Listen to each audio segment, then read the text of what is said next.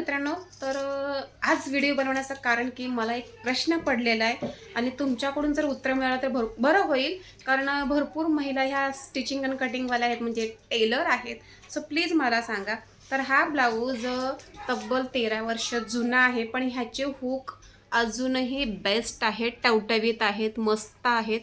आणि हा blouse just 8च वर्ष झालेत मी शिवलाय, तरी ह्याचे हुक सगळे तांबरलेत, गंजलेत. असं का बरं? दोन्ही ब्लाऊज एकाच ठिकाणी शिवलेत.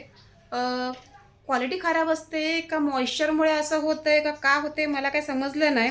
पण हा ब्लाऊज सांगते का 13 वर्ष जुना आहे, तरीसुद्धा व्यवस्थित आहे. तुम्ही म्हणसाल नाही हाताशी, नाही नाही, हे जुनाच आहे, मी खोटं नाही बोलत आहे. मला खूप वेळा हे प्रश्न पडले, मला स्वतःला समजेना. जर तुमच्याकडे काय याचं उत्तर असेल तर प्लीज मला सांगा.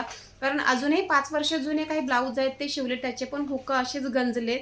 या माझ्या लग्नाच्या वेळेला मी शिवलेले जे आहेत 12 वर्ष जुने, त्याचेसुद्धा काही काही हुक गंजलेत. पण हा ब्लाऊज त्याच्या अगोदरच आहे, तरी ह्याची हुक अजून चांगली आहेत. असं का?